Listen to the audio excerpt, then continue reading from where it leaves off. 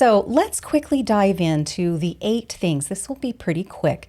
8 things that age your skin. I bet you know all of these. I'm almost sure. Let's find out. Okay. So here we go. I'm going to progress right along here. All right. So obviously not wearing sunscreen. Okay. So 90, I'm going to try to jump back to the camera. Cross your fingers. Hallelujah.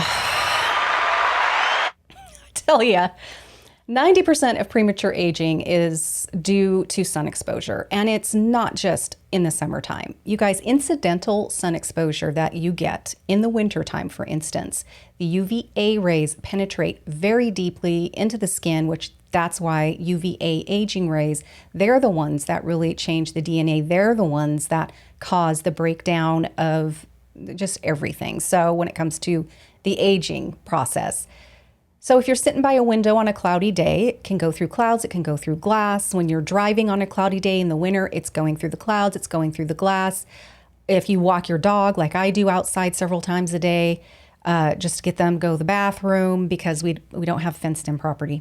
Anyway, all of that is all this incidental. You're getting just little blips of that sun exposure, no matter if it's summer or winter, and it all adds up. I'm 55 years accumulatively of incidental sun exposure. And that's even if I'm careful in the summer, it all adds up. So, number one is wear your sunscreen 365 days a year. It's a part of your skincare ritual, part of your routine every day. The trick is finding one that you like. Once you get that, you're set, because then it's playing okay with your makeup. It feels good on your skin. It takes a little time sometimes to find it, but do that piece and really kind of try to find one that you really like. Everything that you're doing for your skin, all of those wonderful products, some of them are quite expensive. You're doing really well at taking care of your skin and doing the twice a day and doing all of that. Maybe you even see an esthetician and you go in and you get your treatments. It's all for nothing. You're throwing your time and money away if you don't put that sunscreen on. So that is for sure the number. It is. It's 90% of the reason. So let's mosey on, shall we? Okay. And so then I think smoking, this is pretty obvious as well. As it says up here, nicotine causes the blood vessels to narrow. It reduces the oxygen flow and all of that nutrients to the skin cells. Anything that decreases the oxygen in your blood is going to affect your skin as well. And this, I'm gone. Oh, there I am. This was very clear to me when I worked for a time for a plastic surgeon. And, he had a policy where if you were a smoker, he was willing to, entertain doing this procedure on you if you stopped and did not have any cigarettes for 2 weeks prior to the procedure. There are many, many plastic surgeons who won't even deal with anybody who is a smoker. Why? Well, because the healing process is altered tremendously. And I saw that with my own eyes. People a lot of times will say they haven't smoked, but they have. And, then it all becomes quite clear that they're struggling with healing. Anyway, so that one. We're just talking about really aging. There's a million other reasons why each of these it's important to cut down or completely try your best to stop. Okay, I'm going to moseying on here. Okay, so these are pretty obvious. Stress, I think we all know that stress really plays havoc with our health in general.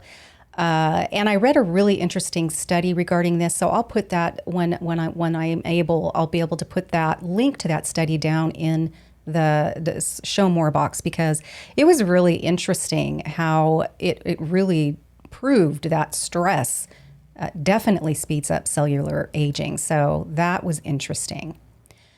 Not getting enough sleep. I feel like, as we age, that is a struggle anyway. And I really believe it has to do with we may have aches and pains. I know that certainly is probably the main reason I don't sleep well. So yes, absolutely. Poor sleep quality can accelerate signs of aging. And it really does. It weakens the skin's ability to repair itself at night. So, it's really important. Everything regenerates when we sleep. That's why if you have fibromyalgia, and you're not sleeping well, those two things tend to go hand in hand. And I really think it's pain related. Well, unfortunately, that slows that muscle recovery, which struggles tremendously anyway. So obviously, if there's all of that repair that goes on with that free radical damage from just general environmental things that are coming at us that create those free radicals during the night, we really can't, a lot of repair happens. So it has to be when we're sleeping for that to happen. So, that is kind of the basic explanation why that definitely affects the aging process and how it looks in your skin. Okay, let's mosey on through. Now I'll go back over there to the I love reading your guys' comments. But so yes, not getting enough sleep, eating too much sugar, and processed foods, and just not eating well. But too much sugar is the one I really wanted to focus here. Our skin is composed of collagen and elastin, which makes our skin supple and soft. And sugar causes this cross-linking of collagen, and it really results in this stiffening and the loss of elasticity of our skin. The more sugar we have, the more the skin starts to suffer. And, as those bullet points show, it affects us in many different ways. And it definitely also slows the healing of cuts and scrapes. So cut down the sugar. What you do now, even if you're 65, 70, what you do today is going to help you down the way. 5 years from now, you're going to, 10 years from now, you are helping yourself. Not washing your face at night. Okay, you've heard me, I'm sure, talk about this, but there was another sort of interesting little study, and I'll put the link down below, how 30 days of not washing your face, let me pop back on here, hopefully. Okay, every time. Not washing your face at night. The study was specifically, it wasn't like a super hardcore study, It did focus on those who just didn't wash their makeup off at night. So if you wear makeup and you don't wash your face for 30 days, they found that the skin aged about a decade. So if you don't wash your makeup off at night and you never do, think about the you 10 years from now or now and what it would have been if you would have washed your face at night. And there's all the reasons why, that isn't good. You got to clean the skin before you go to bed. But also, if you don't wear makeup, it's still important to wash your face at night because, again, the skin regenerates, it purges, and it needs to do that with clean skin. Also, it's the perfect time to assist the skin as it regenerates with certain sorts of nourishment and serums that concentrate on assisting the skin with that. It's a wonderful time to sort of deliver that in the skin, but you got to have clean skin to do that. That's my spiel. There it is. Where's the button I want? I know. Okay, let's move along. We just have a couple more here. So yeah, got to wash your face at night, guys, and wash it in the morning as well. Get all of that purging off. So yeah, definitely too much exfoliation it's inflammatory. Inflammation is the main cause of many problems in our bodies, and too much exfoliation is causing that inflammation. You can, whether you just do it every so often, if it's too harsh for your skin, you're still doing some damage there.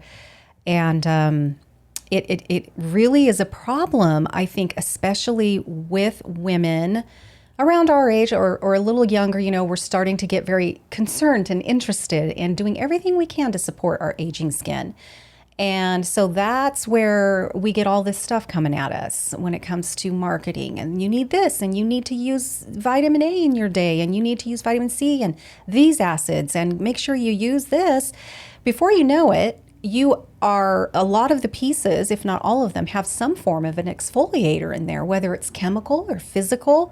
And even taking your cleanser off with a towel that's like a terry cloth towel or anything like that is exfoliating. So if you use, one of those sort of facial cleansing brushes that go around and all of that, the Clarisonic or what have you, that's serious exfoliation. And then if you put on a serum that might have a little glycolic acid, or it has vitamin A, or it has an active form of vitamin C. That all adds up to way too much exfoliation for your skin. And if you have more sensitive skin, you get those signals pretty quick. But if you don't, you may have underlying inflammation that you are pretty much unaware of. So be very careful with how much of those actives you have in your daily routines that you may even be doing twice a day. You know, that you are speeding up the aging process in that situation. All right, the last one is, oh, whoops, sorry. I clicked on the wrong one there. And the last one is your attitude. This is not underrated at all. The mind plays a significant role in whether we're aging faster or slower, and we can use the mind to help us accelerate or decelerate the process. Happier people are quite simply younger looking people. The more you hold hope, optimism, and joy at the top of your list of priorities, the younger your face will appear. And that couldn't be more true. I mean, it really is. The mind is very powerful. And even if you deal with a lot of very challenging emotional stress, emotional things, physical things, you're fighting, you know, all of that. The mind can try its hardest, you know, to try to deal with that and in a positive way where it doesn't bring you down further. It is so powerful. So absolutely, your attitude does reflect on how you age. I definitely believe that. What about you guys? What are your thoughts on that? I would love to know.